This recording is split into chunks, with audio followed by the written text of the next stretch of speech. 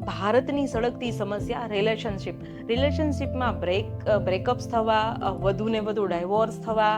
2026માં maximum divorce થશે અને 30% આ કેસ રાઇઝ થવાના છે.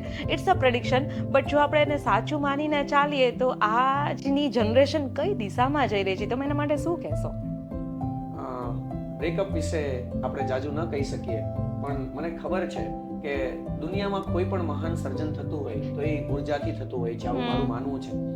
ખૂબ ઉર્જા ઉત્પન્ન થાય છે, માત્ર જરૂર છે ઉર્જાને યોગ્ય જગ્યાએ વાળવાની. તમે કોઈ પણ જેને આપણે લેજન્ડ માનતા હોય એવા કોઈ પણ માણસની તમે નિરાંતપૂર્વક બેસીને આત્મકથા વાંચો કે હિસ્ટ્રી ચેક કરો તો તમને અને મને સમજાશે કે ખૂબ મોટા દર્દમાંથી પસાર થયેલા છે. અને પસાર થાય ને દિલ તૂટે કે એટમ તૂટે, જે એનર્જી જનરેટ થાય is equals to MC square મુજબ એનર્જીનો ઉપયોગ કરતા શીખવું, એ એનર્જીનો ઉપયોગ કરવો કન્સ્ટ્રક્ટિવલી, કે હું આ એનર્જીનો ઉપયોગ કરીને વધુ સારું શું કરી શકું. અને મને લાગે છે કે જ્યાં સુધી આપણે કોઈ એક નાનકડા કે મોટા દર્દમાંથી પસાર ન થાય ને ત્યાં સુધી આપણે એક ભૌતિકવાદી જીવન જીવતા હોઈએ છીએ. એ ફિલિંગ્સ ના સમજાય.